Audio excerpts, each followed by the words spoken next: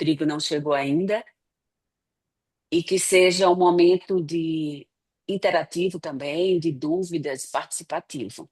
E já comunicar que nós temos a modalidade do papo de self-storage, que tivemos em Brasília, foi um sucesso, e vamos ter agora em agosto na região sul, em Curitiba. Em breve a gente já vai estar divulgando nessa proposta de abranger aí nacionalmente, né, a atuação da Asbras, chegar junto, ok? Então, um ótimo webinar para todos nós. Bom, acho que Maravilha, maravilha. Marcos, bola com você então. Tá liberado aqui para compartilhar os slides e novamente muito obrigado. então, tá bom, gente. Muito obrigado aí mais uma vez aí pelo convite. Parabéns à Asbras por essa casa cheia, bonito de ver.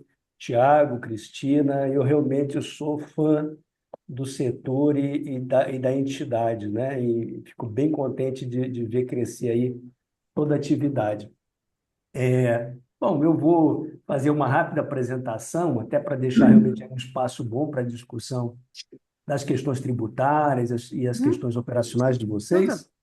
E eu vou resumir, vou trazer o que foi, né? Como fechou 2025, como fechou o ano, e o que isso, de alguma maneira, aponta aí para tendências aí nesse nosso ano, né? A gente está num setor que tem a felicidade aí de contar, né, com elementos que favorecem a sua demanda, né, notadamente aí essa integração logística, essa participação dentro dos modais logísticos e o próprio crescimento do mercado imobiliário, né, que são os dois drivers que mais afetam aí o segmento de vocês. Regina, você está com a mão levantada? Você tem Não, não, não, já tirei. Ah, tá bom. Entrou sem querer. Então, tá bom. Os dois drivers que mais afetam aí, né, positivamente o setor, né, a atividade logística está intensa, vocês têm acompanhado, e o mercado imobiliário também, né, sobretudo em algumas cidades, vem tendo uma atividade muito intensa, muito forte, com apartamentos pequenos, que normalmente vão exigir espaço, né? Então, vou trazer aqui o resumo da apresentação com alguns insights que eu achei interessante aí compartilhar com vocês, né? Então, deixa eu só colocar em modo apresentação. Imagino que já esteja visível a todos, né? Os Sim. associados vão receber essa apresentação, então não precisa se preocupar em copiar, anotar, é mais para prestar atenção mesmo, né? Então, a gente terminou o ano com uma vacância de 18%, quase 2 milhões de metros quadrados, 613 operações, totalizando 223 mil boxes em 112 cidades, com preço médio de R$ 121 reais o metro quadrado. Então, esse foi o fechamento do ano, né? O resumo do fechamento do ano. Vamos olhar isso aí em perspectiva.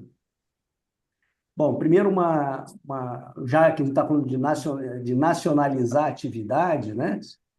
A gente tem aí realmente uma preponderância muito forte do Sudeste, aí, né? Com 56%, São Paulo sendo 40%.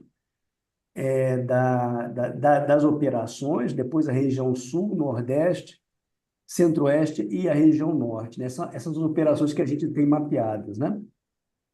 Algumas observações gerais. A nossa amostra, para a qual a gente extrapola a pesquisa, é de 260 operações.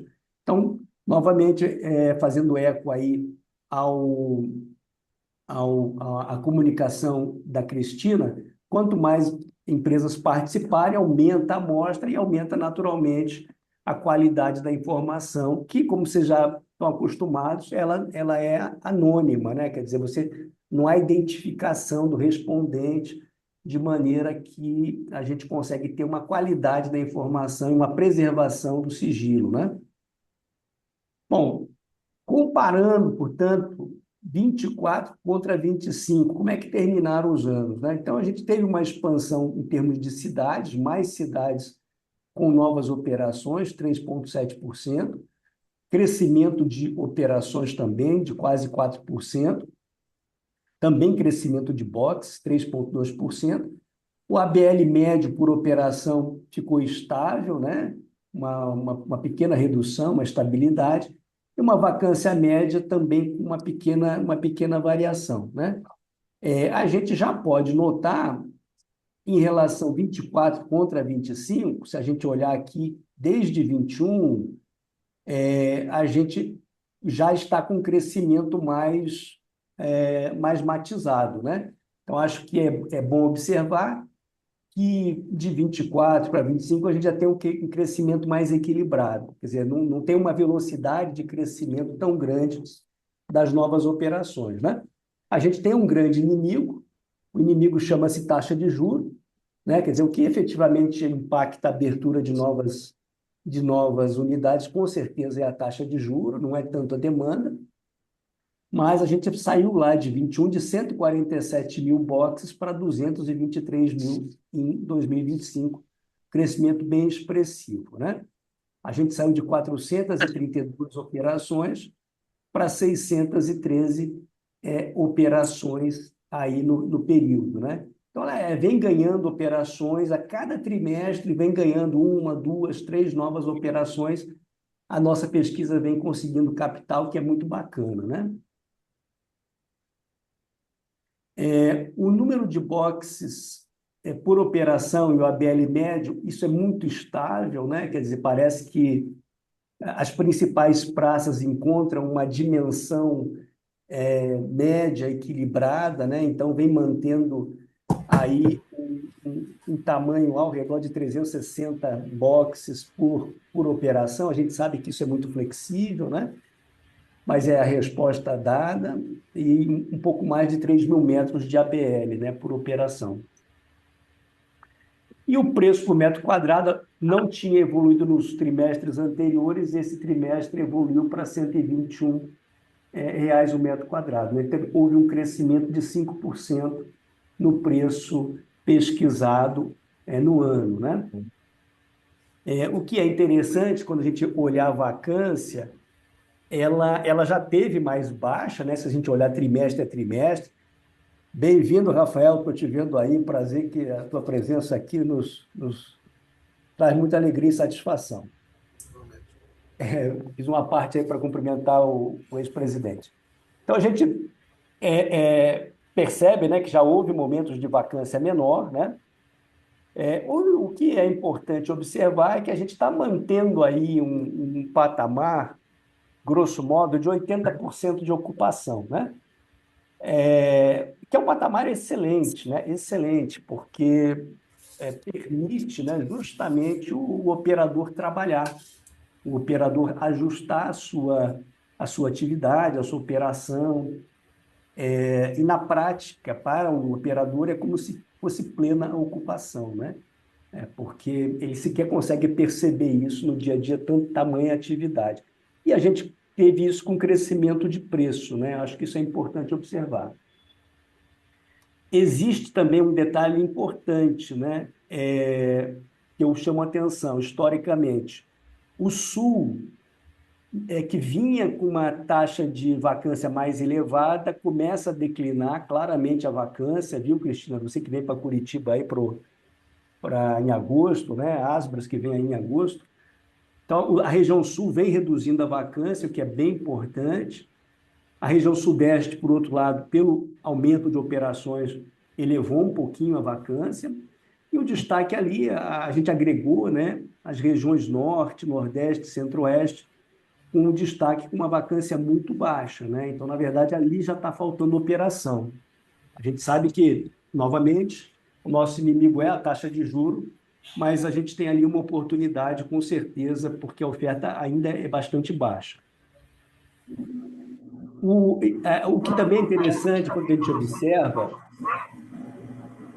não, só vou pedir para fechar o microfone, eventualmente, que está... A não ser que tenha uma colocação. Tem um ruído ali de fundo. É interessante também observar que a gente tem ABLs diferentes por região, né? Sendo que o destaque é a região Sudeste, aí puxado por São Paulo, que vem trabalhando aí ao redor de 4 mil metros aí de ABL, então vem puxando a ABL comparativamente às outras regiões que mantém ali ao redor de 2 mil metros, né? Então é mais o seguinte, na região Sudeste, né, para falar assim, de maneira muito simplista, muito simplificada, na região sudeste a gente tem o dobro médio de ABL do que na região, das outras regiões, de maneira geral. Preço também varia, né? Então, a gente teve um equilíbrio de preço entre a região sul e as outras regiões, né? Que estão ali agregadas. A região sudeste também com preço superior, né? Tendo ali um preço que chegou a R$ 124 o metro quadrado, né? Detalhando agora um pouquinho desse perfil brasileiro, né?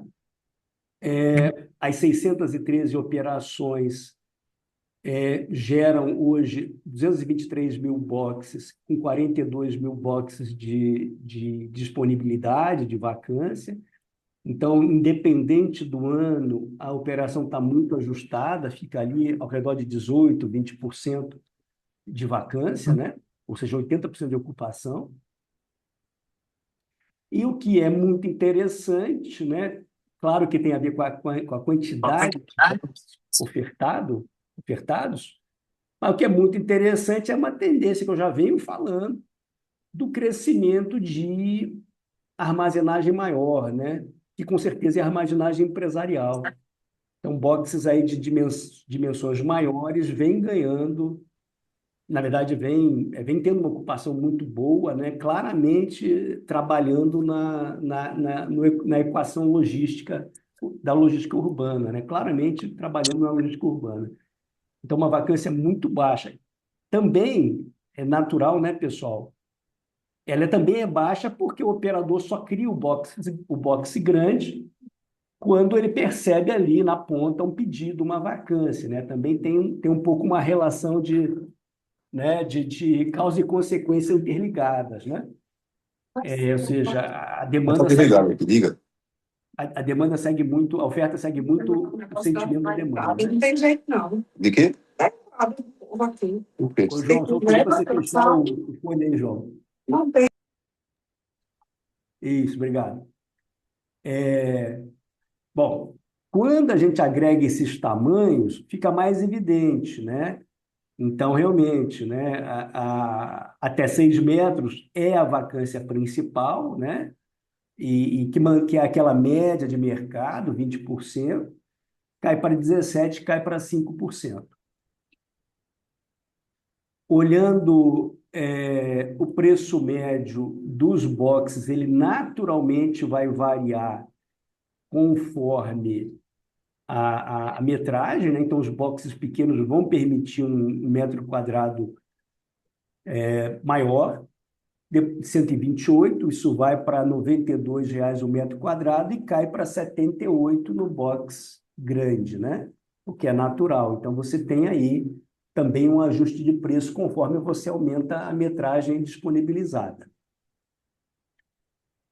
E a gente encontra, né, outliers, né, bem significativo, tanto para baixo quanto para cima, né? Quer dizer, se tem a média, a gente tem preços mínimos muito agressivos, né, e preços máximos também bastante elevados, né? E a gente encontra e sempre tem uma explicação. Essa explicação está muito ligada à qualidade da operação, tá?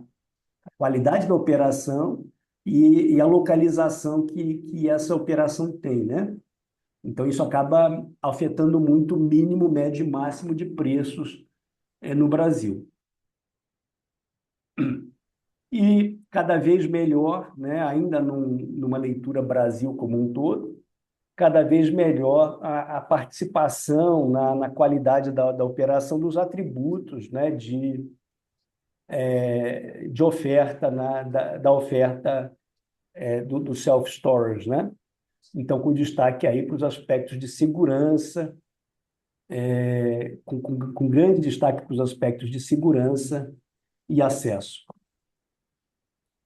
Fazendo um detalhamento agora do mercado por região, olhando aqui a região sudeste, então ela, claro, é a maior região do Brasil, né, em termos de operações, né? A gente trouxe uma coisa bacana aqui, dá para fazer isso inclusive, viu, Cristina, quando vier para o Sul, dá para a gente fazer por várias cidades isso, que é você colocar as operações, né, agregadas, né, porque tem mais de uma ali, em cada uma bolinha dessas vezes, por localizá-las, né, e a gente percebe ali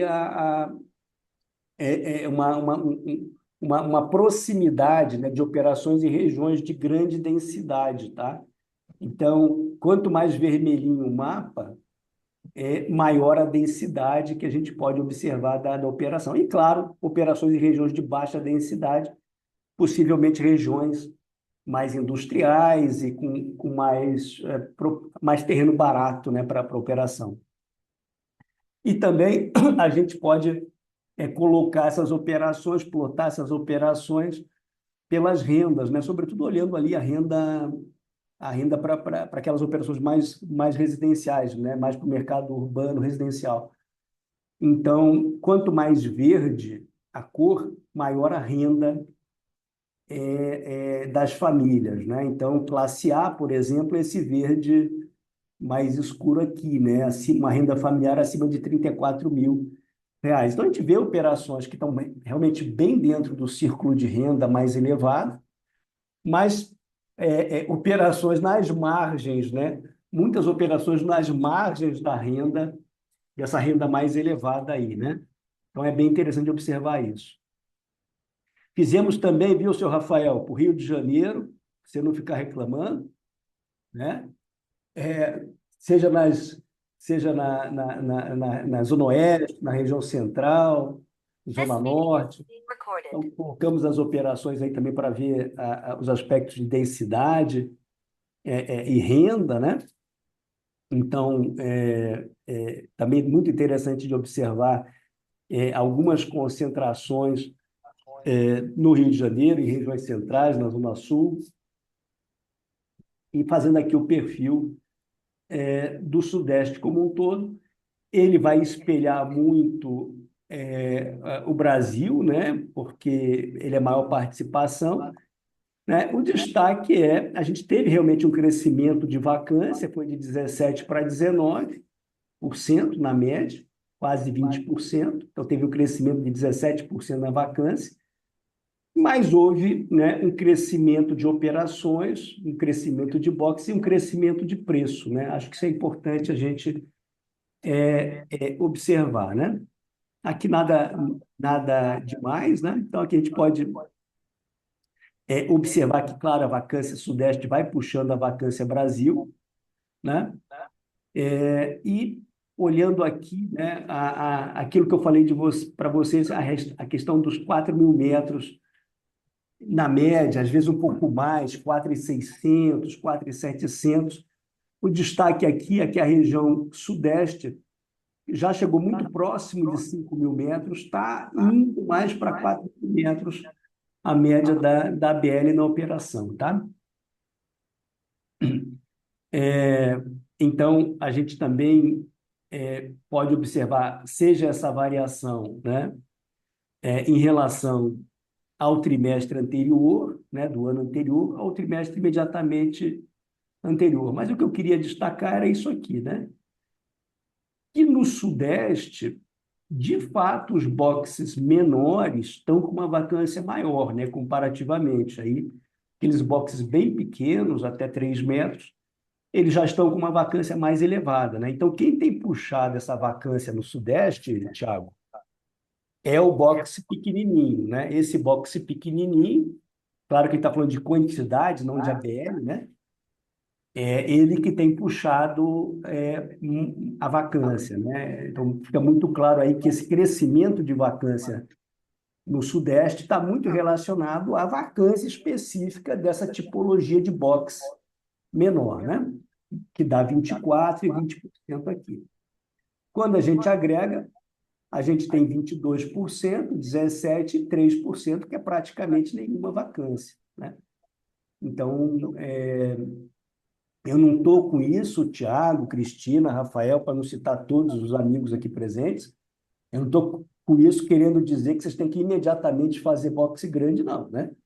Só estou querendo observar que tem essa pressão, com certeza, essa pressão da distribuição urbana e que se a tua operação for condizente com isso, ela pode ser uma oportunidade, né? Tudo tem que se olhar as características de cada região e tal, né?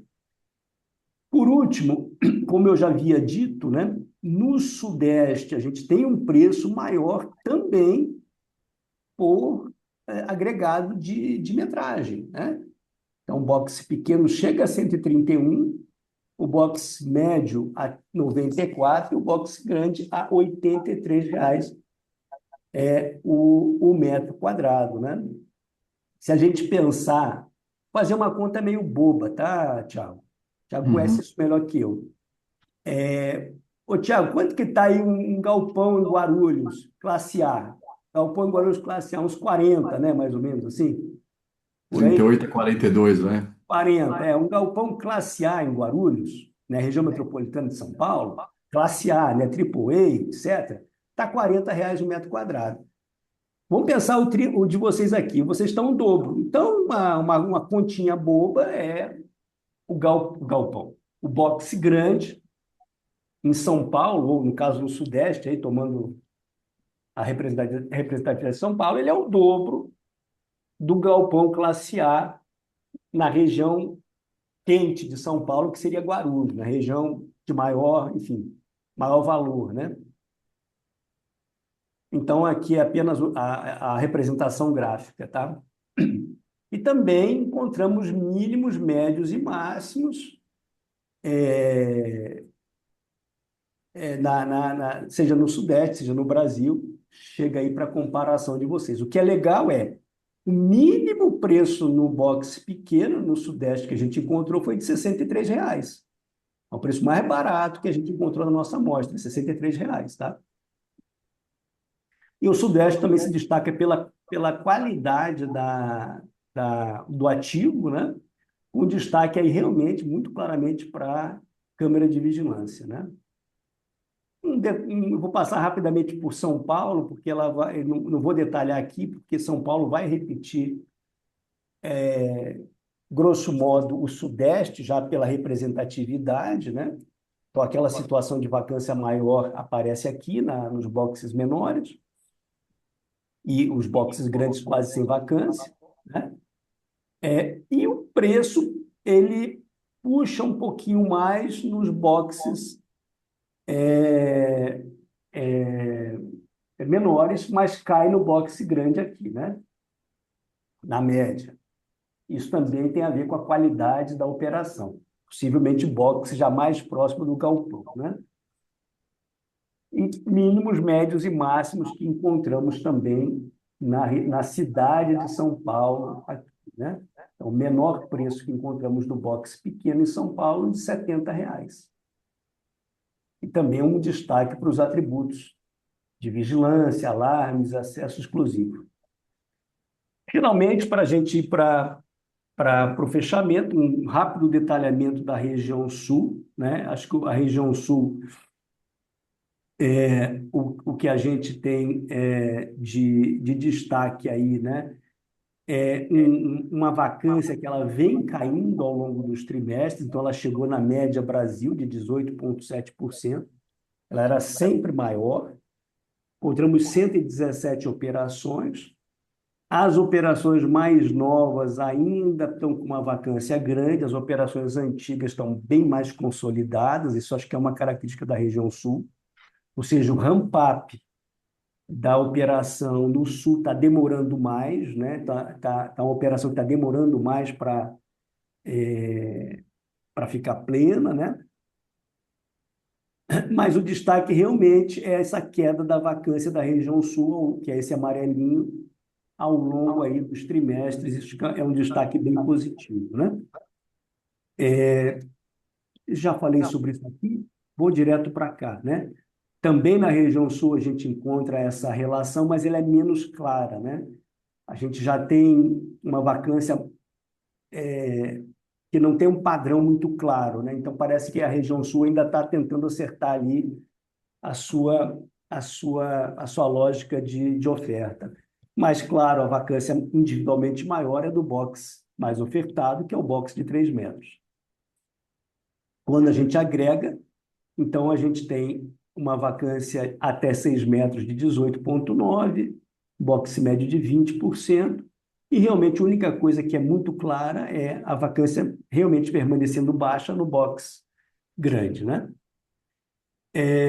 Preços na região sul, o que destaca é que é uma variação pequena entre os tamanhos do box, não é uma variação tão grande quanto é no Brasil, e sendo que no box grande tem conseguido até praticar um preço maior que a média Brasil. É menor nos boxes menores, mas é maior no box grande. Esse é o destaque que eu dou para a região sul, né? Deixa eu pular para cá. Novamente, também é bacana a gente olhar os preços mínimos, médios e máximos.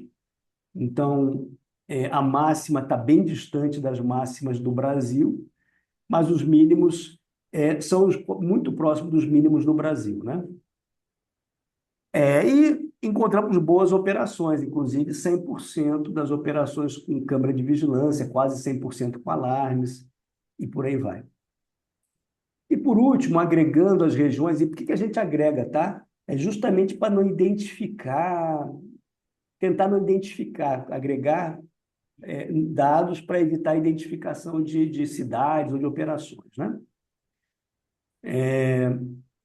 Então, também tivemos um crescimento de operações de 2,7%, crescimento também da BL de 8%.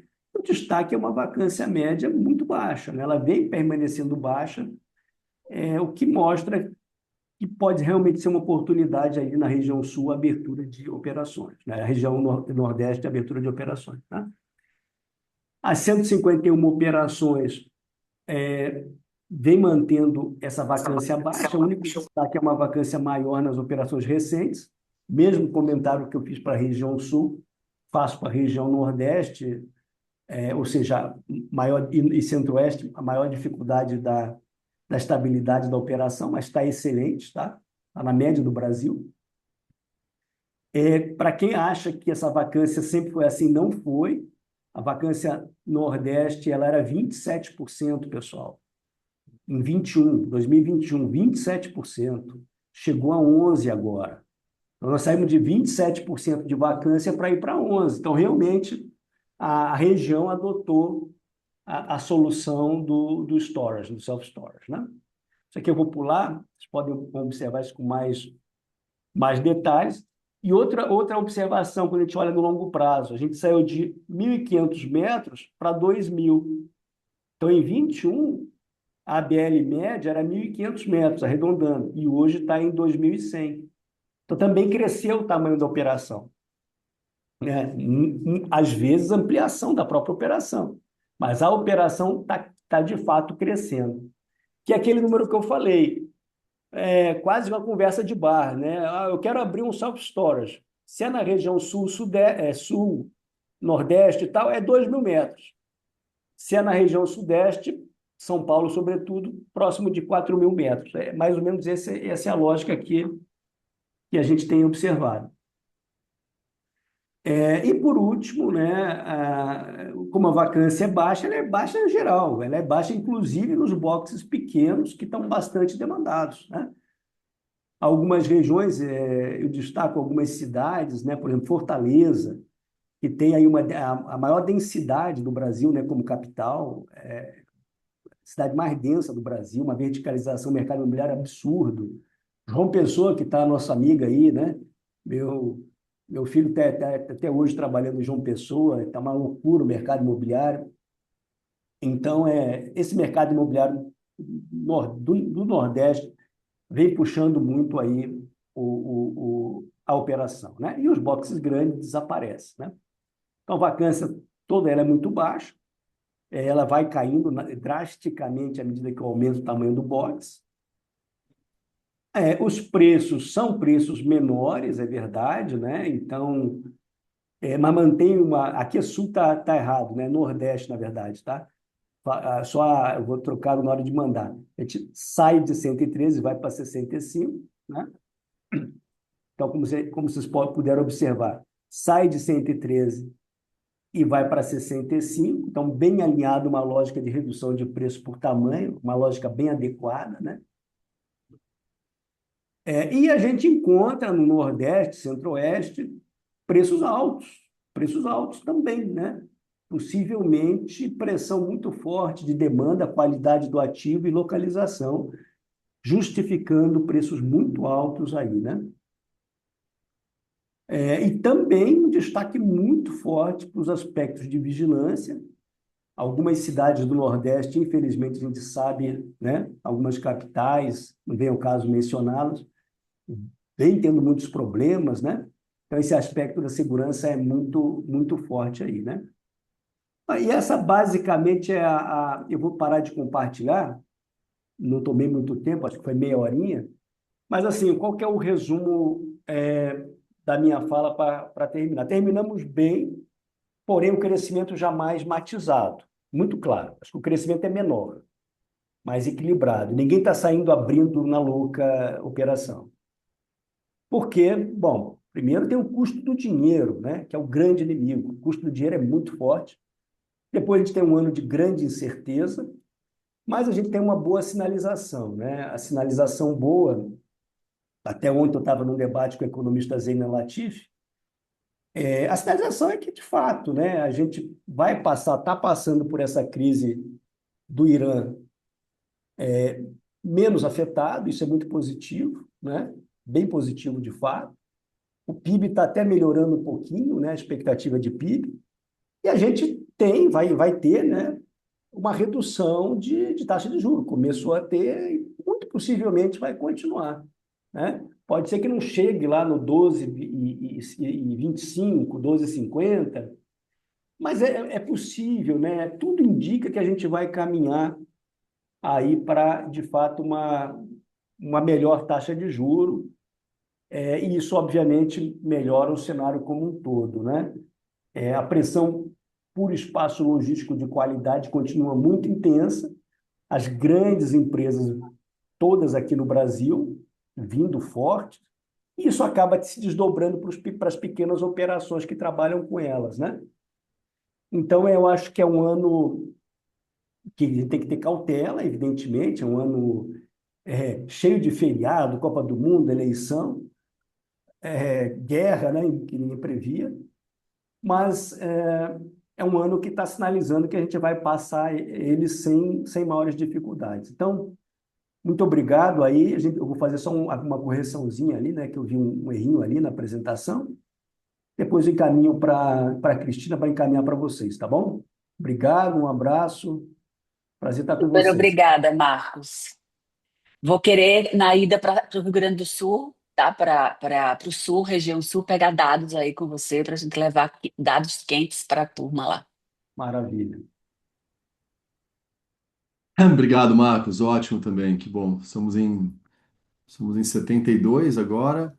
É, E aí, eu não sei se alguém quer fazer alguma colocação aqui específica, rapidinha. O Rodrigo, estou vendo que ele está aqui já. A gente também tem um horário bloqueado com ele. Senão eu posso, de repente, passar a bola para o Rodrigo. E aí, ao final, a gente, claro que vai abrir aqui para qualquer tipo de pergunta e tal. A gente pode fazer os dois. Marcos, você está com a agenda apertada? A gente vai se despedir de você ou você vai ficar mais um pouquinho? Vou ficar só mais um pouquinho, mas vou ter que sair, infelizmente, viu? Não, imagina, que isso. Então, assim, aqui do meu lado, acho que a maravilha de ter os dados trimestrais, né? O negócio, acho que mais e mais é uma coisa, é um setor resiliente, é um setor que, como você falou, né, conta com pouco financiamento, então não se espera, de fato, essas taxas de crescimento de dois dígitos, acho que tão acentuadas. Vamos avaliar também, às vezes pouquinho mais de entrega num trimestre que no outro, esse crescimento um pouquinho mais moderado que você colocou, talvez mais uns 2, 3 trimestres, para ver se o comportamento permanece dessa forma. Mas acho que sem muitas novidades. Não sei novamente, se alguém quiser aqui, senão a gente vai agradecer muito e se despedir do Marcos mais uma vez e receber dar boas-vindas ao Rodrigo. Maravilha. Então, Obrigado, gente. Marcos, fica à Obrigado. vontade, a casa é sua como sempre. A hora que você, enfim, precisar partir, obrigado novamente. A gente vai rodar a apresentação depois a todos. Acho que vale sim, como a gente olhou ali, pedir aos nossos times um pouquinho mais de atenção no preenchimento dos dados, mais assiduidade. Acho que tem algumas informações ali. 4.000 metros de ABL de área média me estranha um pouco. Acho que talvez pode ter no preenchimento aí confusões entre área locável e área construída, enfim, e também 260 operações. Acho que a gente consegue ir um pouco além, né? Eu vi que o Alexandre estava aqui da JR Mata, ele disse que tem 380 empresas, ou quase as 400 asseguradas, então dá para ver que a gente conseguiria, de repente, ir um pouco além. Mas vamos caminhando, já teve um bom progresso até hoje, vamos seguir. Obrigado, Marcos, novamente. Rodrigão, fazia tempo que a gente não te via aqui. Eu também. O Rodrigo além de grande amigo, eu tinha a gente se encontrou na igreja. Então, um bom lugar para a gente trocar bons votos. Mas seja bem-vindo. Acho que é o maior. Para o Marcos não ficar com os filmes aqui, mas eu acho que esse quórum recorde hoje de 72 pessoas é por você, viu? Eu acho que alguma Não, coisa me ciúme diz que é por conta nenhum. da. Ciúme nenhum, Alguma coisa me imagina. diz que a reforma tributária, a turma tá, né, tá começando a. Então, 72, muito legal. Então, Rodrigão, tá liberado para dividir, mas fica à vontade, o palco é seu. Obrigado pelo teu tempo, que eu sei que é valioso. Bom, muito obrigado, gente. Bom dia a todos. Então, já na forma, no clima de apresentação do Tiago, eu já desejo feliz Páscoa a todos aí também. Pois Ainda é. estamos na semana da Páscoa com todos. Estou vendo meu grande amigo Rafael aqui. Eu não sei se é pecha ou pechar, Rafael. Corrija a minha pronúncia, por favor.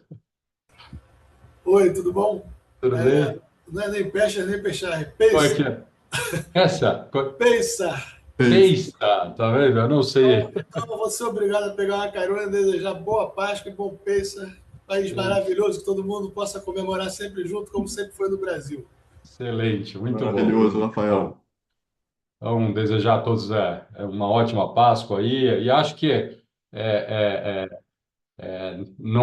esse tema que nós vamos falar hoje está muito propício para isso também, porque nós vamos passar aí por essa passagem, essa nova reinvenção, esse nosso renascimento aí, dentro aí dessa nova estrutura tributária que nós temos pela frente, né? É, eu não sei quanto tempo temos aqui, Tiago. Eu vou tentar fazer uma. Vai me orientando aqui, tá? Eu fiz uma apresentação aqui para vocês. Acho que é importante a gente revisitar alguns temas. Eu sei que alguns de vocês já me ouviram falar a respeito desse tema, mas é sempre bom que a gente revisite esses aspectos mais gerais da reforma, que são tão importantes, né? E que, de certa forma, aí, vão nortear a nossa forma de realizar negócios aqui a partir de agora. Só para tentar aqui localizar a gente, eu estou falando aqui, né? Hoje a gente sem prejuízo da gente poder comentar alguma coisa, mas a ideia não seria falar de reforma da renda, mas sim de reforma do consumo. Quando a gente fala em reforma tributária, lembrar que nós temos tido aí uma série de alterações legislativas que trazem aí consequências e impactos gigantes para a gente, né? Rapidamente, só para a gente colocar aqui sobre reforma da renda, né? Nós tivemos aí uma alteração no final do ano, determinando a criação de um tributo sobre distribuição de dividendos, né? Uma retenção, um tributo de altas rendas. Há uma discussão, eu não sei se vocês aqui, eu sei que algumas empresas ainda atuam aí no regime do simples. Há uma discussão sobre a aplicação dessa nova regra de tributação para os dividendos distribuídos por empresas do Simples. Nós temos aqui algumas ações e discussões a respeito desse tema. Não é um tema sim, não é um tema fácil, não é um tema vou colocar aqui como orientação pacífica já de tribunais, mas só para vocês lembrarem que tem essa discussão também. Mas hoje a nossa conversa é muito mais em relação a essa questão do consumo. E quando a gente fala de tributação do consumo, vamos lembrar que nós estamos dizendo aqui, né, que alteraremos, vamos ter uma alteração aqui dos tributos de PIS e COFINS, que vão passar a se tornar, né, a partir do ano que vem, deixam de existir e a gente vai passar a ter a CBS, e o ICMS e o ISS, que deixarão de existir também, e a gente vai passar a ter o IBS. né? Nós vamos ver aqui que esse impacto, especialmente para a locação, ele é bastante importante. A gente precisa entender como ele vai funcionar aqui para as nossas operações de self-storage também. Especialmente porque, gente, porque esses novos tributos, há uma previsão de uma alíquota. A lei fala, né? Os primeiros números eram 26,5, já tem gente falando em 29, 30, a gente colocou aqui 28, mas é uma alíquota muito maior do que as alíquotas que nós estamos acostumados a trabalhar dentro das nossas operações quando a gente fala em PIS/COFINS, né? Para as empresas ali de lucro presumido, nós estamos falando em 3,65%. Lucro real, 9,25%. Empresas do Simples, né, nem se fala. Aí até não entraria aí no aspecto locação, né, mas você teria aí uma questão de prestação de serviço, mas em alíquotas bem inferiores a essa que nós estamos colocando aqui. A questão é que não é só uma mudança de alíquota, gente, não é mais o mesmo tributo. A estrutura do tributo, ela é completamente diferente. E ela é completamente diferente, inclusive na forma da gente precificar e entender as nossas operações. Então é fundamental que vocês entendam isso, porque isso implica em alterações não só, né, do ponto de vista de cálculo do tributo. Eu costumo dizer, essa reforma não é uma reforma que atinge contador e tributarista, essa reforma atinge todas as áreas da empresa. A forma de vocês anunciarem o produto e o serviço de vocês, né, aquilo que vocês oferecem, a utilidade de vocês, a forma como vocês vão colocar no contrato o preço. O preço agora, o tributo é por fora. Será que vocês já olharam e adaptaram os contratos para que isso esteja feito desta forma, né? Quem que é o nosso cliente final? Esse cara toma crédito ou não toma crédito? Nós vamos ter que emitir nota fiscal. Vou falar a respeito disso. Locação vai emitir nota fiscal. Você já tem sistema para esta situação, né? Então, volto a dizer, não é só uma alteração de alíquota, né? E não sendo só uma alteração de alíquota, a gente precisa entender a estrutura que nós temos, até para a gente entender o impacto disso. Essa reforma, e isso não sou eu que estou falando, o API, muitas vezes, quando ainda no governo dava entrevistas lá, lembrar, o API foi o cara que coordenou, comandou esse tema da reforma do consumo no governo. Ele dizia o seguinte: olha, empresas, atenção, empresas, vocês precisam alterar o contrato da operação de vocês, vocês precisam fazer a adaptação do contrato de vocês, vocês precisam rever a precificação de vocês. Eu estava vendo aqui, né, a Bren aqui apresentando a questão de precificação, falando aqui um pouco para vocês. Isso é tudo dentro de um sistema que é o sistema atual, em que o tributo, pessoal, está por dentro. Como é que nós pensamos hoje? Eu brinco que essa tela aqui, ela é uma tela que talvez ela seja a mais importante que eu falo sobre reforma tributária, né? Ela tem uma simplicidade, mas ao mesmo tempo um nível de importância de entendimento de como vai ser essa reforma tributária que quem não está afeito a isso ainda, quem não entendeu essa estrutura ainda, não vai conseguir navegar nessas novas águas aí, né? E é uma mudança de mindset mesmo. Vou dar um exemplo aqui para vocês, né? Como é que eu trouxe esse exemplo aqui? Imagina que meu escritório, ele vai contratar uma empresa de TI e contrata, vai lá e fala assim: empresa de TI, eu preciso de um serviço aqui teu. E a empresa de TI fala para mim assim: Rodrigo, o meu serviço custa R$ 125. E isso, vejam, isso vale para vocês, tá? Quando vocês vão fazer a aquisição, a montagem de um novo site de um self-storage para vocês, vocês compram equipamentos, vocês compram material de construção, vocês contratam serviços de manutenção, vigilância, segurança, internet, várias situações. Computador, o escritório de vocês, onde vocês operam esses sites, vocês têm ali uma quantidade de fornecedores que vocês tomam esses serviços, né? Então, Quando a gente faz essa cotação, a gente está preocupado com o quê? Com o preço. A gente fala, ó, eu quero saber se vai ser 125, 120, 110. Eu não me preocupo em saber quanto tem de tributo dentro deste valor de 125 lá para o meu prestador de serviço. Então, aqui no meu exemplo com a empresa de TI, eu falo lá, a empresa de TI, quanto custa? Ela fala 125 para mim, eu não quero saber se a empresa de TI tem 5, 10, 15 de tributo. Eu quero pagar mais barato, quero pagar parcelado para ela. É isso que é a minha preocupação inicial, né? E em sendo isso, olha que interessante o que acontece hoje. Custa para mim esse serviço de TI R$ 125, só que eu coloco, a empresa de TI, perdão, a empresa de TI coloca no bolso 114,19. O que isso significa? Significa que há uma percepção de preço distinta entre a empresa que está tomando o serviço, eu, no caso, meu escritório, e quem está prestando o serviço à empresa de TI. A empresa de TI percebe um preço de 114,19 e eu percebo um preço de 125. Pulamos lá para a reforma tributária, onde, a partir da reforma tributária, eu, escritório de advocacia, e qualquer outra empresa que seja contribuinte de IBS e CBS, ela vai ter o que agora? Direito de crédito. Tudo que ela recolher de tributo na operação, como fornecedor, ela toma crédito. E, gente, quando eu falo toma crédito, tenham na cabeça o seguinte: é dinheiro no bolso.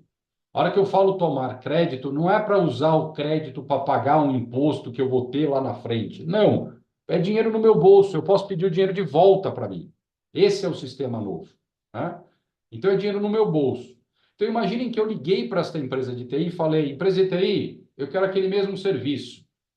Só que lembra o seguinte, ó, eu paguei R$ 125. Eu não quero pagar um centavo a mais, porque eu pagava antes R$ 125.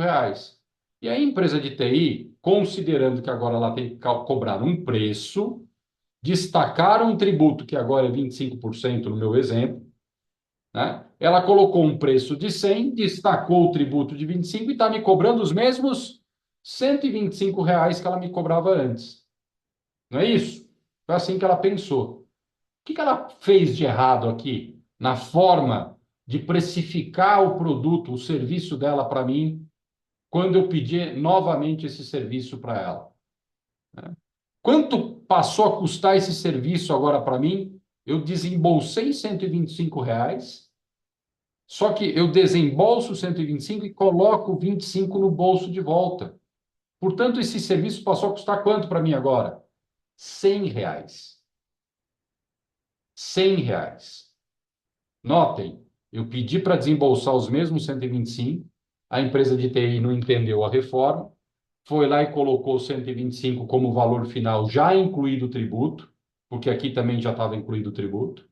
Só que agora, como eu tomo esse crédito de 25, que é o tributo destacado, volto a dizer, é dinheiro no meu bolso, passou a custar 100 para mim.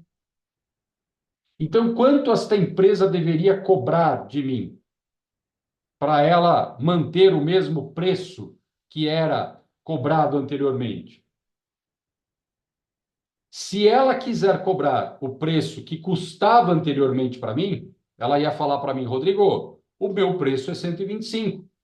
E sobre esses 125, Rodrigo, você tem mais 30 de tributo. Vamos falar aqui. Portanto, você vai pagar 125 mais 30 de tributo. Você vai desembolsar 155, Rodrigo. Só que você vai desembolsar 155 e vai tomar um crédito de 30. Então, eu desembolso 155, tomo um crédito de 30 e continua custando para mim R$ 125. Só que como eu conheço a reforma tributária, o que eu tenho que falar para essa empresa de TI? Empresa de TI, espera só um minutinho. Eu te pagava R$ 125, mas você colocava no bolso R$ 114,19. Então, o teu preço para você manter a sua lucratividade é R$ 114,19. Se você cobrar qualquer coisa acima desse R$ 114,19, você está aumentando o preço para mim. Então, eu preciso que você cobre 114,19 mais o tributo. Vamos supor que o tributo seja mais, sei lá, os mesmos R$ 30 aqui como suposição, eu desembolsaria, arredondando aqui, 145, só que como eu tomo 30 de crédito de volta, esse preço desse serviço passou a custar para mim os 115 ou 114,19. Pessoal, é difícil isso, é sutil, mas é fundamental vocês entenderem este conceito aqui de preço e de tributo por dentro e por fora, no sistema atual e no novo sistema. Por que isso? Porque vejam vocês, vamos olhar para vocês em relação aos fornecedores de vocês, tá?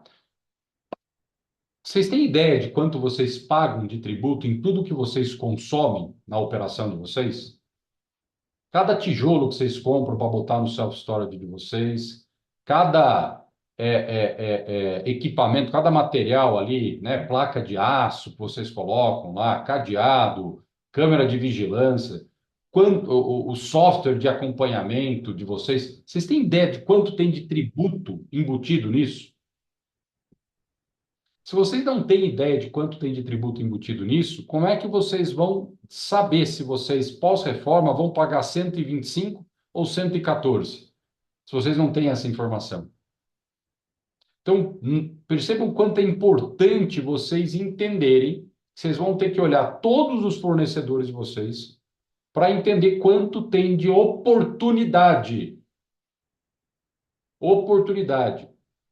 Insumo, fornecedor, pessoal, eu não sei quanto isso, né? Vocês podem falar assim, mas eu não tenho tanto crédito, eu não tenho tanto tributo a recuperar, porque o meu custo de manutenção é baixo. Mas para fazer o imóvel, né? E aí eu estou pensando aqui em novos imóveis ou reformas que vocês possam fazer, vocês gastaram um valor violento. Eu vou trazer um exemplo aqui para vocês verem como muda a rentabilidade da operação de vocês, essa questão do crédito. Se vocês conseguirem trabalhar o quê? A retirada do tributo atual, que deixa de existir, do preço praticado atualmente para vocês. Isso é um olhar, vou chamar aqui de dentro de casa. Vamos olhar para fora de casa? Precificação de vocês. Como é que vocês vão definir a precificação de vocês? É o valor do metro quadrado, vocês vão botar uma cláusula lá dizendo, olha, isso aqui mais o tributo por fora? E aí eu pergunto, quem é o cliente de vocês? Vocês estão criando preços distintos para um cliente não contribuinte, para um cliente contribuinte, de alguma forma? Faz sentido estar na estratégia de vocês isso? Por quê? Porque um cliente contribuinte de BS-CBS, se você cobrou esse 125 aqui de aluguel, quanto ele percebe de preço de aluguel, se ele toma crédito? 100. Se for um cliente não contribuinte, uma pessoa física, uma empresa do Simples que não é contribuinte, quanto ele vai perceber de preço porque ele não vai tomar crédito? 125. Há uma diferença da precificação em função do tipo de cliente que vocês têm. Isso muda a forma de vocês ofertarem os espaços que vocês têm em função do tipo de cliente. Da cesta de clientes que vocês têm em cada um dos sites de vocês, que muda, eu tenho certeza. Vocês têm situações em que um site de vocês tem muito mais ali pessoa física, outras empresas do Simples que não vão deixar de estar no Simples. Né? Então, é fundamental vocês olharem para isso. Eu não cheguei a olhar, e já vou fazer aqui um ponto para vocês, e acho que é um ponto de preocupação que vocês deveriam ter, aquele tema do convênio com os estados em relação à remessa de produtos para vocês, como vocês, o self-storage ser tratado como última milha ali, de fornecimento de mercadoria, né? Então, eu transfiro para lá, não tenho a destaque de ICMS ou a cobrança de ICMS nessa história, porque eu vou para a operação final. Esse é um ponto que vocês precisam olhar como é que vai ficar, né? Até do ponto de vista de responsabilidade de vocês em relação a esses temas, que esses tributos vão deixar de existir, o ICMS deixa de existir, passamos aqui a ter uma nova situação. Então, é importante essa questão da análise de quem é o cliente de vocês lá, que está utilizando o espaço de vocês, não só para efeito de precificação, como eu coloquei aqui, mas até para efeito de relacionamento. Quais são os cuidados que vocês vão ter que tomar com esse cara, para que vocês não fiquem aí expostos a uma responsabilidade, inclusive de recolhimento dos tributos em função de qualquer operação realizada dentro do estabelecimento de vocês. Mas eu queria colocar para vocês, isso aqui, gente, volto a dizer, talvez seja um pouco complicado aqui a forma, né? Tem muito número aqui, mas é importante. E, gente, vou insistir, isso aqui não é algo exclusivo da contabilidade do setor tributário das empresas. Isso aqui tem que estar na mão de quem está estudando precificação do produto de vocês. A hora que vocês estiverem trabalhando a precificação do produto de vocês, vocês precisam olhar para isso que eu estou colocando aqui. Tá? É fundamental. Bom, como eu disse a vocês, há uma necessidade aí de mudança de mindset. Hoje a gente pensa em precificação com tributo por dentro, tanto para os nossos fornecedores quanto para os nossos preços com os nossos clientes, e a gente vai ter que mudar isso para pensar num sistema de tributação por fora do preço e que muda a dinâmica da estrutura dos nossos negócios, volto a dizer. Tá? Lembrar para vocês também que as operações com bens imóveis, elas receberam um regime específico, e aí já vou trazer um ponto para vocês. Será que o self-storage está nesse regime específico? Nós deslocamos uma discussão que existia antes, de obrigação de fazer, obrigação de dar, para regime específico e regime não específico, vou chamar assim, ou regime diferenciado e regime não diferenciado. Essas discussões que nós tínhamos até esse momento em relação a esses temas, eu penso que elas vão, de alguma forma, continuar existindo dentro da nossa atividade. Eu não sei se vocês sabem, mas 2 dispositivos que estavam no projeto de lei, o projeto de lei 68, que foi convertido na Lei Complementar 214, foram retirados da lei no processo de aprovação, né? Um deles relacionado ao estacionamento, outro que relacionava dizendo assim, olha, ainda que eu tenha o fornecimento de algum serviço numa atividade imobiliária, permanece sendo entendido como atividade com bens imóveis. Esses dispositivos foram retirados. Se foram retirados, qual é a consequência disso? E eu vou falar um pouco disso aqui com vocês quando eu tratar aqui de contratos complexos.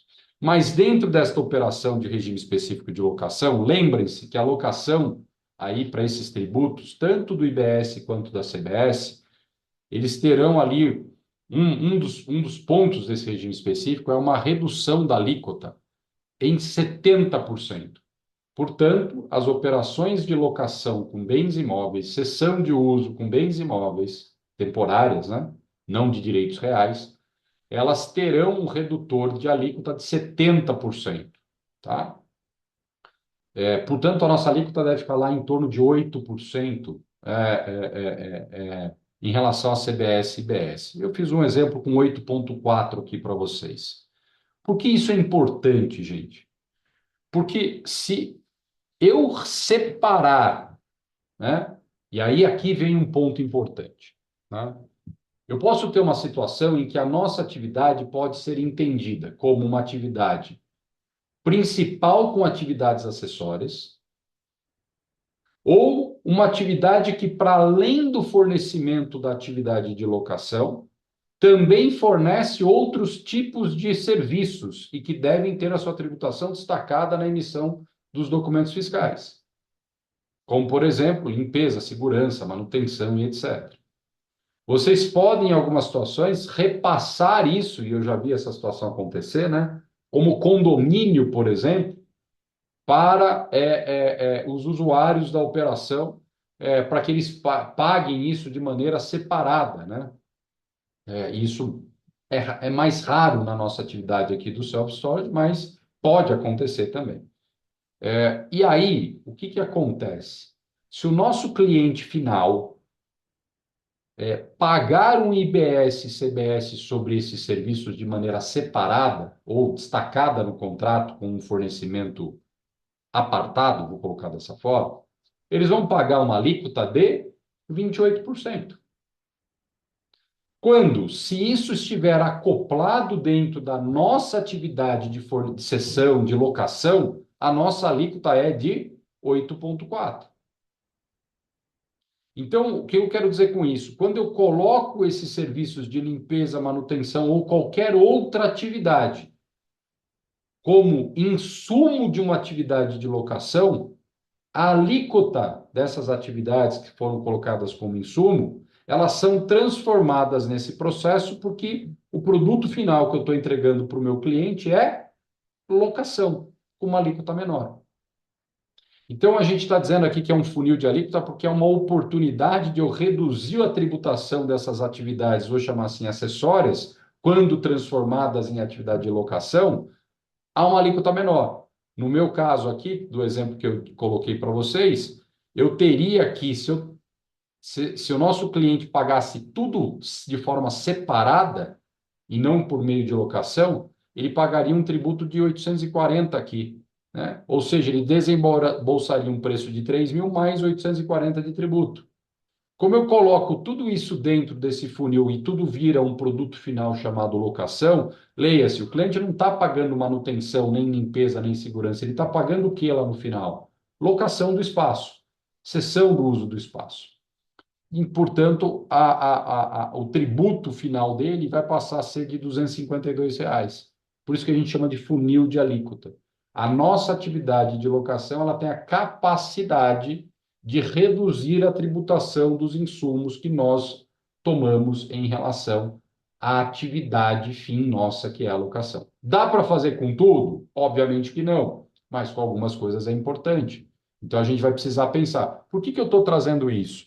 Porque lá atrás, quando a gente teve as discussões a respeito dos riscos, né, da atividade de self-storage, algumas empresas questionaram, será que não é melhor eu separar os serviços aqui?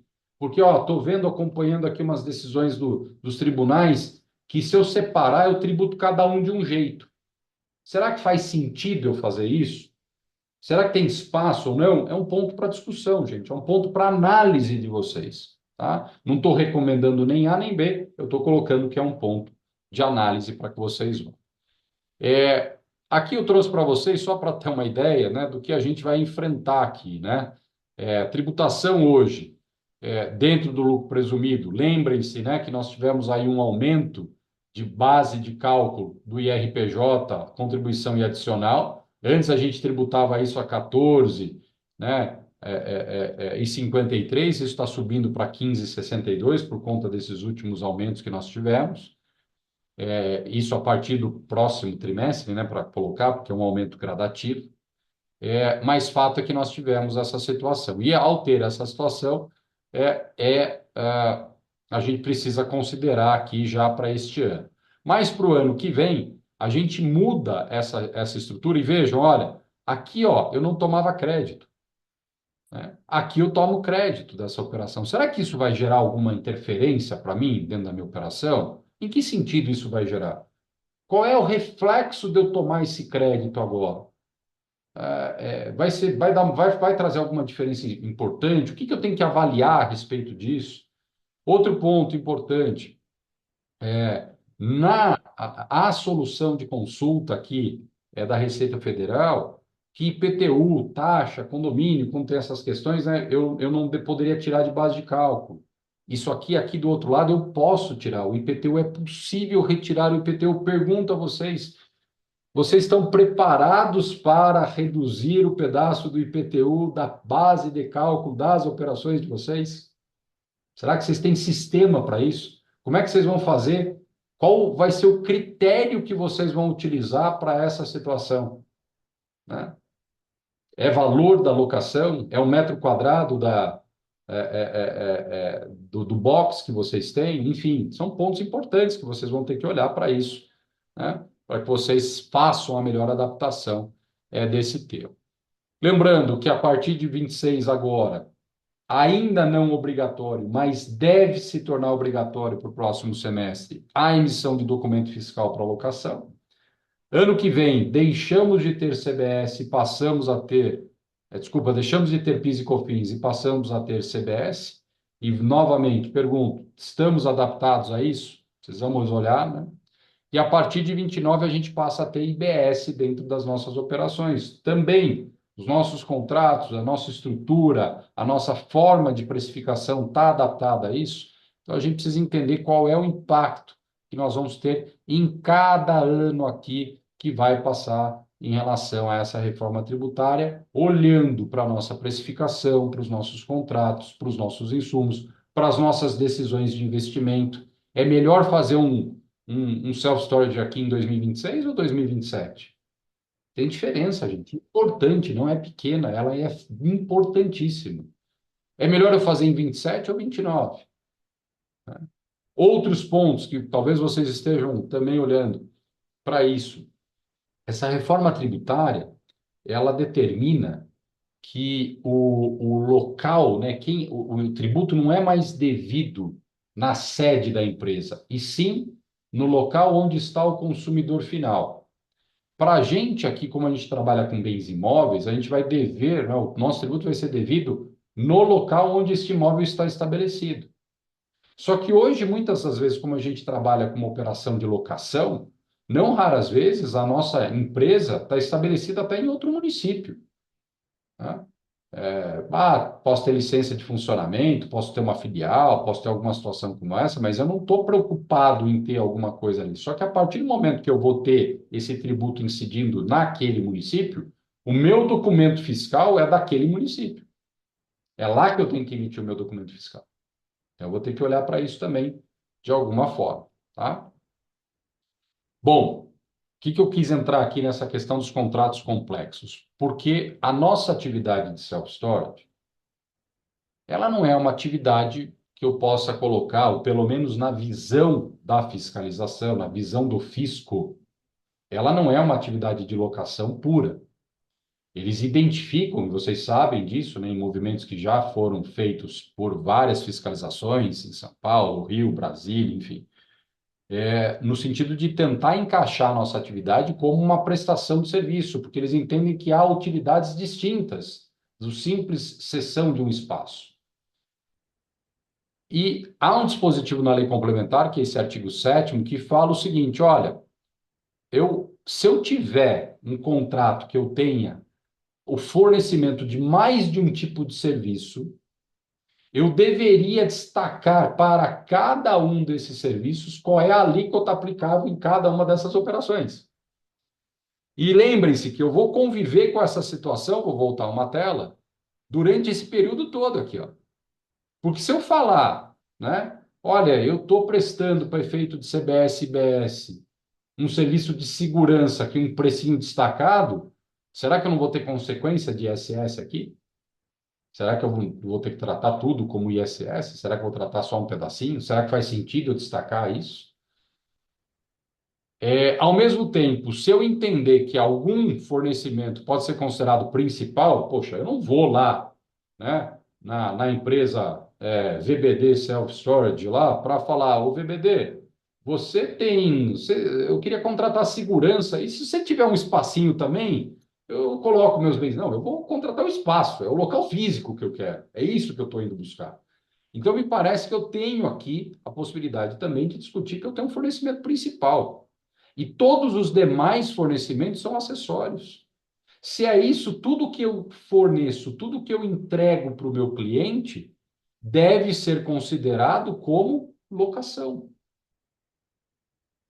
Será que o meu contrato, até do ponto de vista, vou colocar aqui, ó, topográfico, geográfico, de localização das obrigações que eu tenho, estão bem estruturados para isso? Porque, gente, é o contrato que vai definir essa história. É como vocês anunciam, é como vocês se relacionam no mercado, é como vocês se posicionam no mercado, que vai fazer com que o fiscal, ao olhar essa situação, vai dizer, opa, o que você está vendendo não é só isso, você está vendendo isso mais isso aqui, você está fazendo isso mais essa outra situação. o que você está fazendo não é uma cessão de espaço, você está dando uma utilidade, é um serviço que você está oferecendo.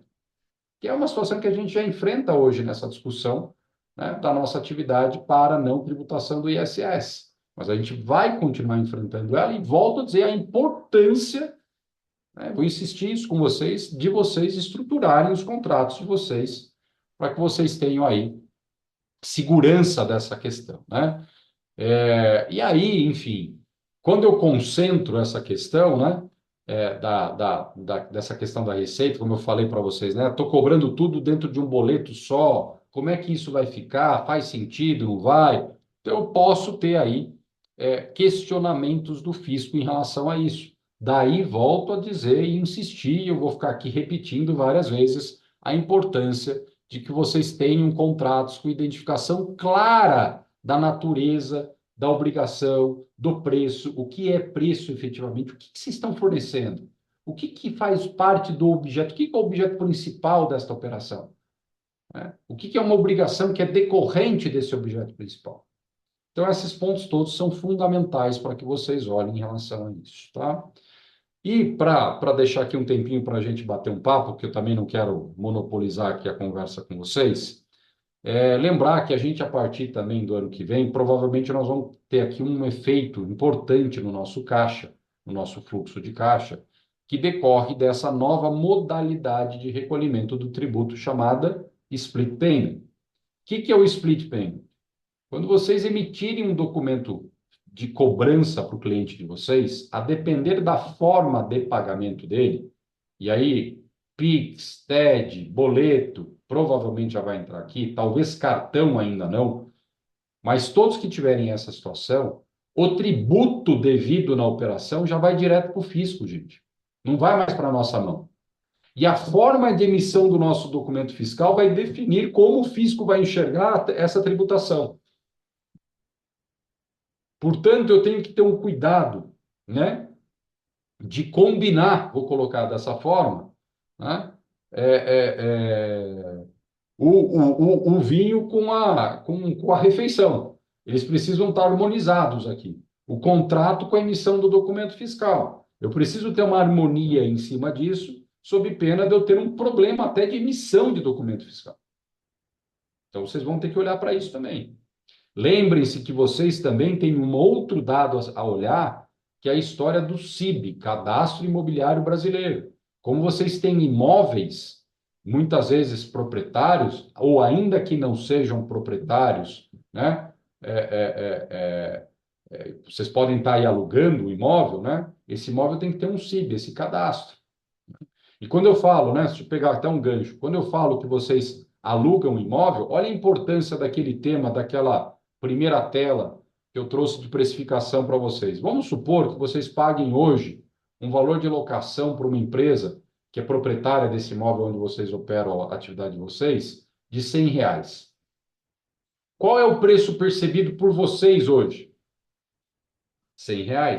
Vocês não tomam crédito. Difícil ter aqui uma operação. Pode ser que aconteça dentro do lucro real, mas normalmente vocês estão no presumido ou até mesmo no simples. Então, vocês têm lá uma operação que vocês tributam, vocês têm um custo desta alocação de R$ 100. Mas se essa empresa que aluga para vocês esse imóvel, ela estiver no lucro presumido, qual é o preço percebido por ela? Não é R$ 100, é 96. Se a partir do ano que vem essa empresa cobrar R$ 100 de vocês, houve um acréscimo de preço na locação que vocês estão pagando. Vocês estão enxergando isso? Vocês olharam para o contrato de vocês em relação a isso? Né? Imagino que seja o principal insumo de vocês, né? Então é importante entender essa questão do split também, que vai interferir um pouco no caixa de vocês. Volto a dizer, vocês vão ter aqui necessidade de emissão de nota fiscal. Quem não está acompanhando, eu recomendo. Acompanhem as informações que estão sendo divulgadas pela Receita Federal e pelo Comitê Gestor. Tem uma nota técnica importante, que é essa nota técnica 5, tem correlação específica com a atividade de vocês.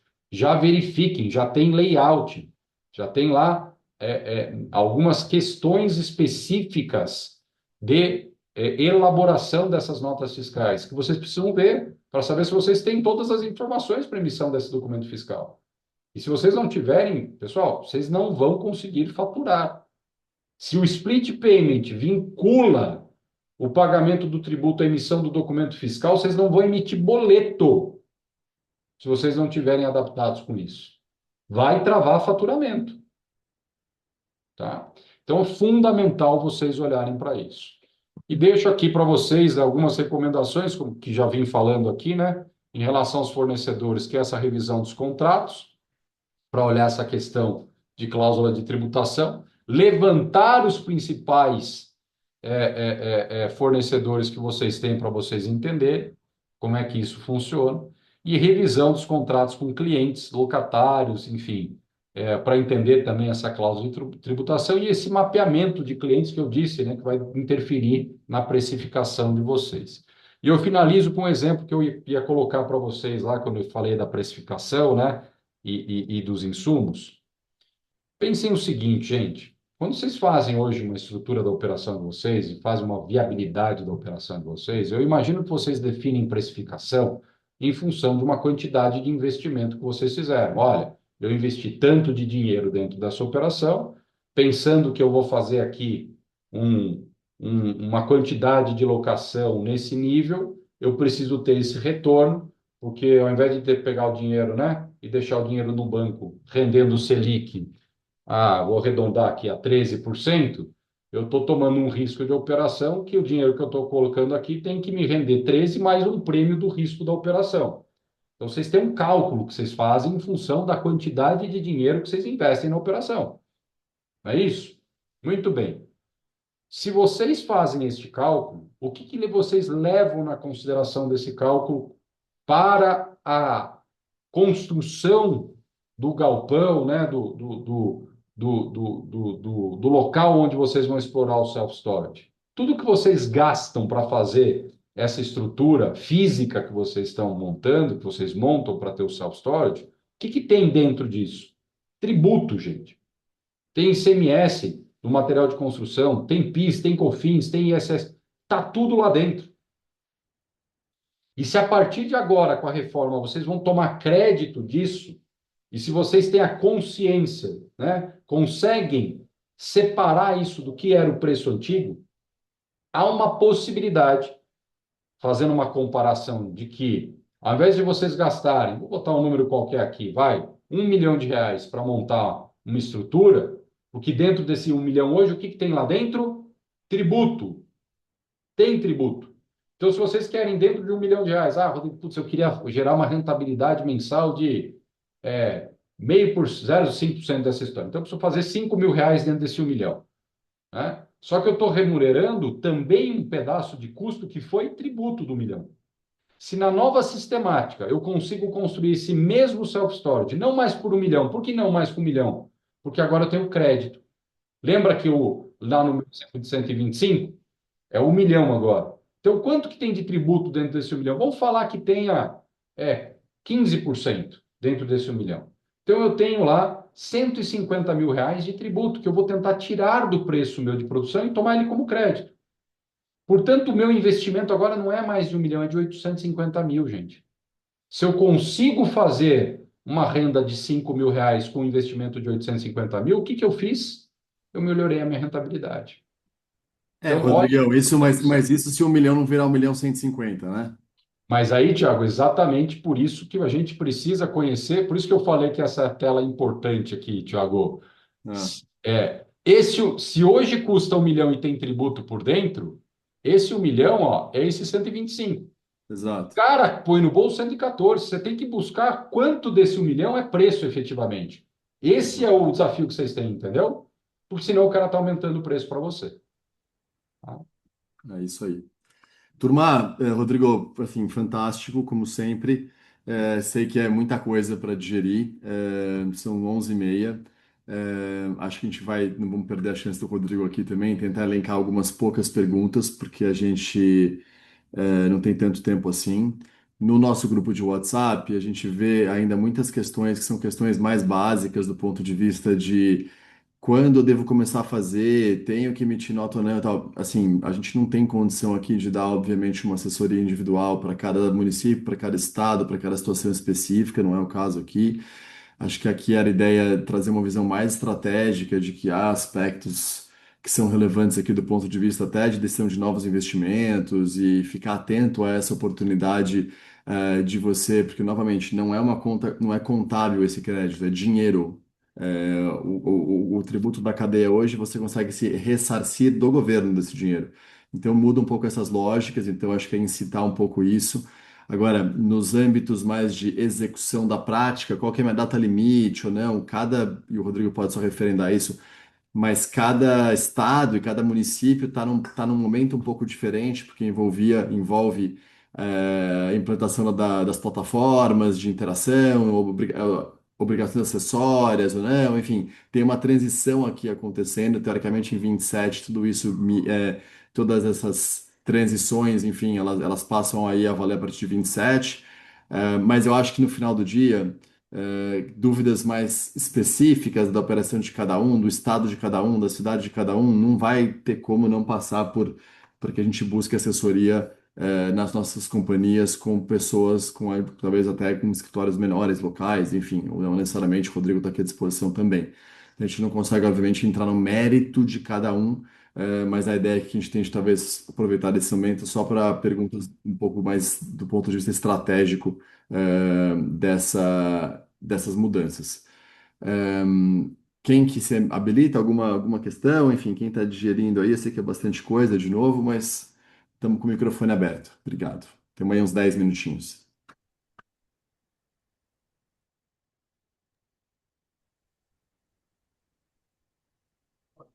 Olá, Rodrigo. Bom dia.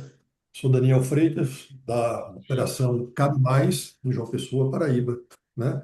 Nesse cenário, o idealmente seria a empresa ela está no lucro real ou lucro presumido.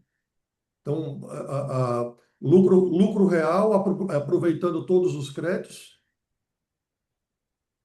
Olha só, Daniel, essa questão do lucro real e presumido, para efeito da tributação do consumo, ela não vai mais interferir. Hoje a gente tem essa interferência porque quem está no lucro real toma crédito de PIS e COFINS. Quem está no presumido tributa PIS e COFINS de maneira cumulativa. Não é isso? Muito bem. Essa reforma agora, tanto faz você estar no lucro real ou presumido, para efeito de CBS e IBS, você vai tomar crédito 100% de tudo, tá? O que muda é a empresa do Simples. Há uma previsão legal que empresas do Simples podem ou não adotar o regime de tributação do IBS-CBS. E eu não vou nem entrar aqui, isso foi objeto até de um dos congressos que foi feito aqui pela Asmas, em relação à possibilidade da realização da atividade de vocês por empresas do Simples. Porque se eu considero que a atividade de self-storage é uma atividade de locação, né, eu não poderia ter, eu tenho proibição legal de exercer essa atividade por meio de empresas do Simples, né? Locação não é uma atividade que a lei complementar permite que esteja dentro de uma empresa do Simples. Então, tem alguns pontos para vocês olharem, mas voltando à tua pergunta, empresa de lucro real presumido, tanto faz, as duas vão tomar. Agora, o que vai acontecer, Daniel, é que a gente sai de um sistema de cumulatividade que a gente paga tributo sobre receita, no lucro presumido, né? E a gente, para essa situação, em termos de PIS e COFINS, eu estou colocando, e pense só em PIS e COFINS, eu não estou falando em imposto de renda, e a gente passa a ter uma tributação agora de IBS e CBS sobre valor agregado, que é uma outra dinâmica de tributação, e aqui vou pegar até um comentário que o Thiago colocou. Pessoal, é complicado. Então, não dá mais para a gente achar que a gente vai pagar meio salário mínimo para um contador, para ele emitir uma notinha, um DARF de final do mês, e que vocês recebem o DARF, pagam, e nem olham para a contabilidade, não estão mais nem aí com nada. Mudou o jogo. Mudou o jogo. Vocês precisam de gente boa assessorando vocês para saber se o cara sabe fazer o cálculo desse tributo. Senão, vocês vão Vocês vão tropeçar ali mas não é lá na frente, não. É na esquina, né? Então, assim, hoje de manhã eu estava numa reunião de um sindicato falando justamente sobre isso. Nós vamos ter problema, porque nós não vamos ter profissional qualificado suficiente no mercado para atender todo mundo. Não vai ter. Essa reforma ela traz, né, ela veio com uma promessa de simplificação, de redução de quadro de pessoas que trabalham com tributo. Aonde isso? Nas grandes corporações? Talvez ainda, vou colocar para vocês. E é talvez mesmo, né? Agora, para os menores, e especialmente para atividade com bens imóveis, a gente vai ter mais complexidade. Nós vamos gastar mais dinheiro com contador, sim. E se a gente não gastar com contador, nós vamos gastar pagando multa para o governo.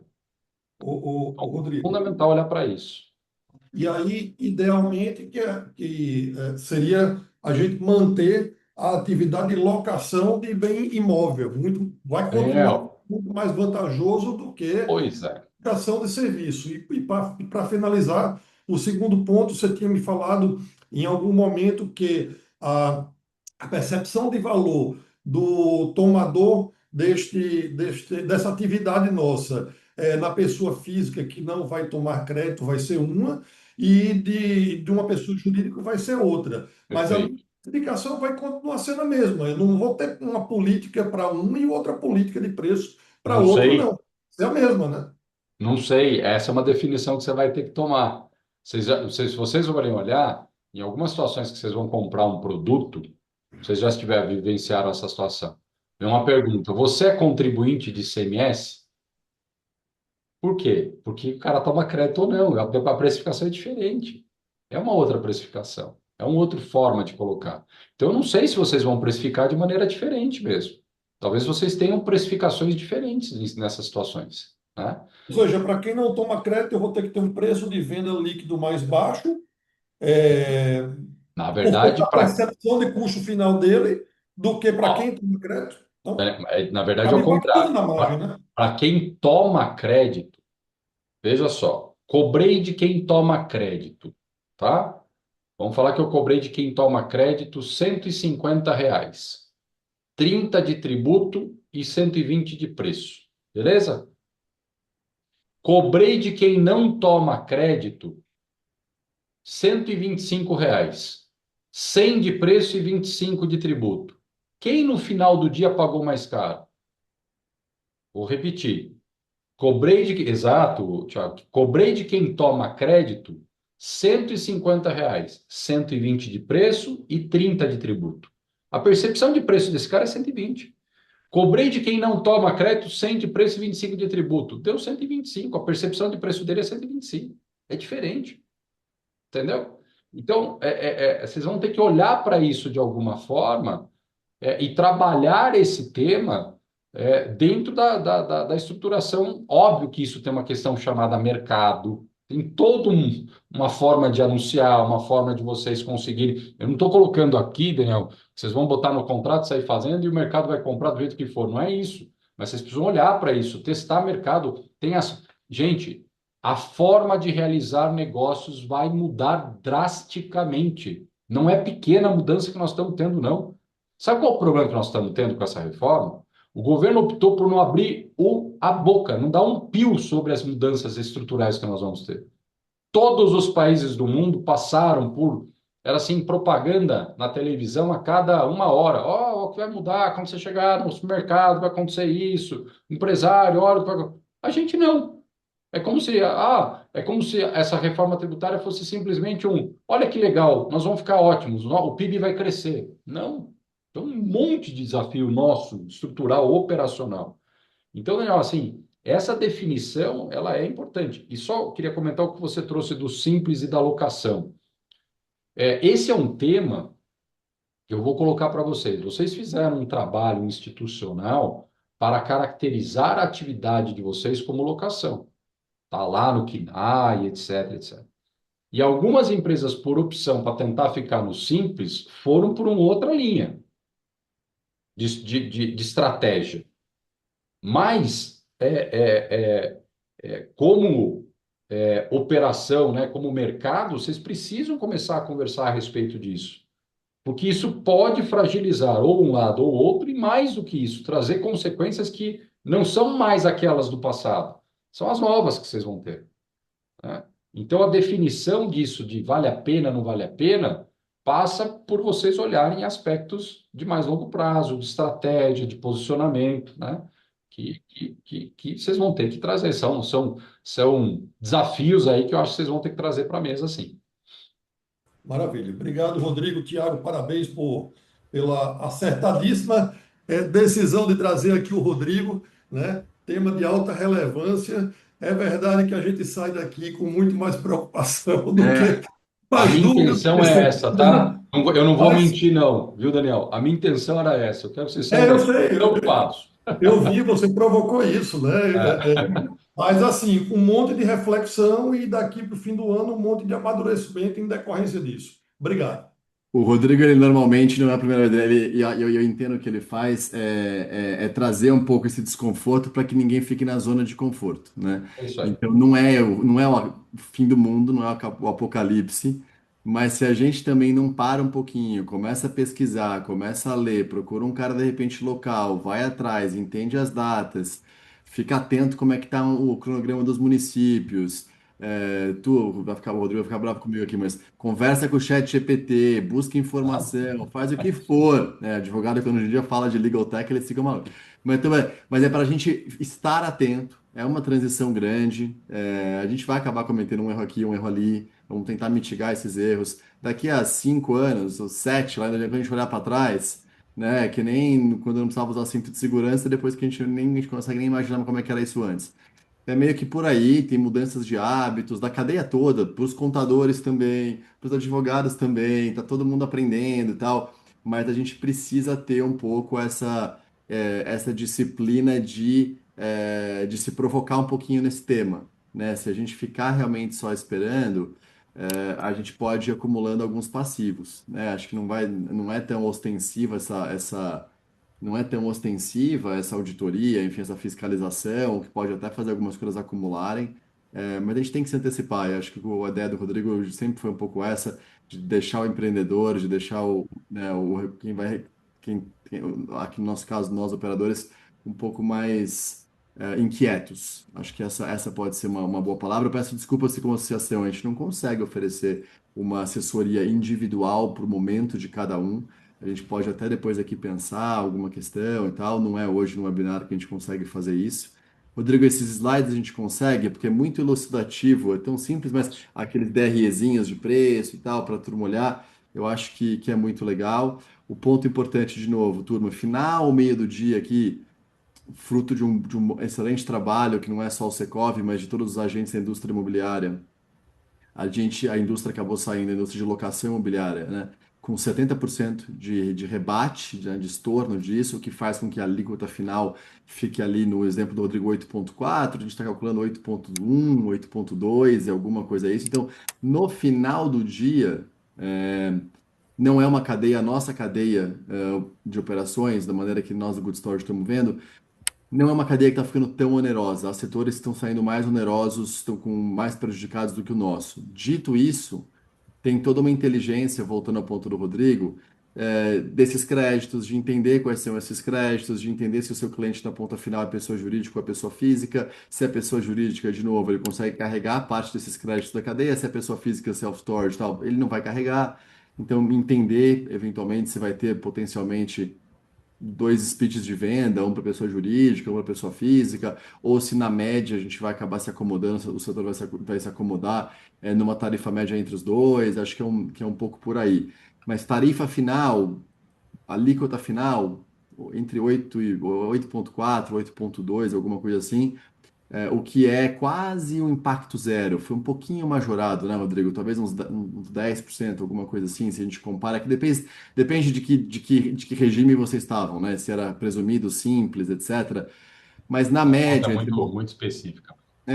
entre mortos e feridos, honestamente, assim, quando a gente compara com vários outros setores, eu acho que a gente está numa posição, eu sinto assim, que foi bem defendida, é uma atividade, né, renda imobiliária é uma atividade importante na economia, Eu acho que, de novo, da nossa visão na Good Storage, que isso ficou razoavelmente, acho que de bom tamanho, com esse estorno, com esse rebate de 70% dos dois tributos, que dá uma alíquota resultante aí de uns 8,2, mais ou menos. Acho que é isso, Rafael. Eu vi que você abriu alguma consideração, por favor, vai, e a gente vai fechando. Não, Rodrigo, é o seguinte, nosso mercado é composto aí na sua maioria por pequenas empresas, né? Então, contrata um advogado, mais uma despesa, mais um contador, etc e tal, pode parecer uma coisa simples, mas muitas vezes dói. A pergunta é a seguinte, esse assunto ele pode e deve ser tratado de forma coletiva, para juntar blocos de empresas, ou a questão da especificidade aí é predominante e viabiliza esse tipo de movimento? Ô, Rafael, a gente tem feito isso para as imobiliárias, tá? A gente tem alguma, aliás, mais até. A gente tem hoje umas 4 associações, estou tentando lembrar todas aqui. Agências de turismo fizeram isso conosco, imobiliárias fizeram isso com a gente, de várias localidades. Para isso funcionar, Rafael, o que que a gente tem que entender, né? Definir interesses comuns. Então, assim, dentro de uma estrutura comum, é possível. Então, algo que cabe aqui para vocês, como para todos, né? Se vocês tiverem interesse de fazer isso, é gerar conhecimento. Então, a gente falou aqui rapidamente, mas assim, dá para fazer aqui workshops que a gente acaba fazendo, e você consegue fazer se tiver interesse. Olhar e revisar contrato é um pouco mais complexo. Dá para um workshop para a gente fazer alguma coisa numa linha de tentar trazer alguma sugestão mais genérica? Pode ser. Não é o recomendável, né, por questões específicas, como o Thiago colocou, mas dá para a gente tentar pensar em alguma coisa. Agora, assim, precisaria entender com vocês. O que eu recomendo em relação a isso para vocês faça uma conversa interna de vocês para ver né, quem tem interesse do que, o que surge aí de interesse comum. A gente fica à disposição, mas não precisa ser. Gente, novamente, assim, isso aqui é importante que você. O meu, acho que um pouco o Thiago falou, eu coloco isso para vocês também. É fundamental que vocês entendam que esse gasto, Rafael, que você trouxe, né, essa despesa, ela passa a ser agora um investimento importante para vocês. Vocês fazem seguro contra incêndio? É um pouco nesta linha. Vocês fazem um seguro. Aqui é algo que vocês têm que olhar. E veja, eu até falei até mais do contador do que do advogado, né? O contador para vocês, para o longo prazo, ele é o cara mais importante para vocês. Mas para essa transição agora, gastar algum recurso para ter um bom contrato, para estar bem estruturado, eu acho que é fundamental. E dá para a gente pensar em alguma coisa nessa linha, tá? Agora, depende de vocês. Vocês precisam olhar o que vocês têm aí de interesse comum para tentar fazer isso. Não, concordo totalmente com você, mas eu acho que uma coisa que poderia se fazer a nível regional é as empresas locais conversarem entre si, os menores, naturalmente, tiverem interesse, para fazer esse investimento de forma mais suave. Né? A gente está aqui numa associação, o interesse sempre é criar as melhores condições e tirar partido do fato de estarmos juntos. Então, a pergunta foi muito nessa linha, como sempre.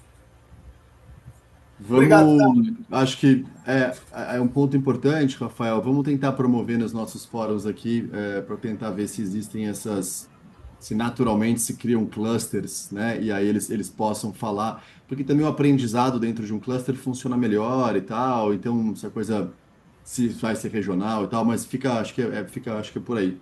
Turma, eu queria agradecer a todos. Foi um longo webinar aqui, com a maior audiência que a gente já teve. De novo, a ideia era provocar um pouquinho para que o importante é que acontece a partir de agora, né? É essa provocação, é falar com o contador, é pensar. Nós vamos tentar aqui ter a ideia de jogar a semente que o Rafael colocou aqui, ver se ela germina. E acho que é um pouco por aí. É, a gente volta com novidades. A gente já sabe que a gente tem o próximo webinar daqui mais ou menos 3 meses com a pesquisa do primeiro trimestre de 26. A Cristina se antecipou já nos dizendo do Papo de Self-Storage da região sul, que também tem mais novidades por aí. E o WhatsApp é o nosso grupo de comunicação, né? Então, estamos aí a semana foi gostosa, tem duas novas importantes associações, 7 novas unidades associadas e 2 novos operadores. Então, estamos caminhando rumo à nossa meta de 100 associados. Tem bastante coisa pela frente, mas vamos nessa. Agradecer a todos os Isso. presentes, deixar sempre a Cristina fechar aqui, que ela fecha melhor que eu. Sejam- Não, agradecer demais, doutor Rodrigo, super obrigada.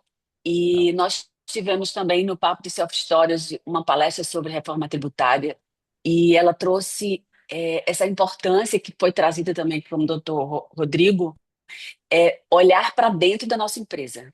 Então, começar pela precificação, né? Porque a grande maioria não olha para o seu preço, não sabe o que era imposto ali, o que era tributo, o que era nada. Simplesmente era aquele preço. E hoje é fundamental a gente olhar para a nossa gestão e fazer esse mergulho mesmo para poder entrar nesse momento com maior estrutura, né? E vou aqui para dar uma cantada. Se for possível, você fazer sei lá, um e-book, algo que pudesse trazer pontos importantes. Eu sei que tem sua apresentação, O mas se Secov, por eu vou uma... mandar a apresentação, Cristina, mas o Secov tem, se eu não estou enganado, e vocês acho que estão, não sei como é que funciona isso pela Asbras, mas acho que vocês talvez tenham uma oportunidade, e aí, Thiago, talvez bater um papo com o pessoal lá também. Tem uma cartilha que nós fizemos do Secov da Abrainc, que é uma cartilha que está um apanhado geral e tudo isso que eu acabei de falar com vocês, mas eu vou mandar a apresentação também para vocês. Pronto, então muito obrigada. A gente vai entrar em contato com o Secov, né, para trazer e passar para os associados, que é esse, não tem para onde correr, é mergulhar mesmo nas operações e conseguir se estruturar da melhor forma para ir aprendendo com o carro andando, né? E é isso, gente. Um abraço em todos. É sempre muito bom a gente ver aqui todo mundo participando e aprendendo junto, fortalecendo aí o mercado. Um grande abraço para todos.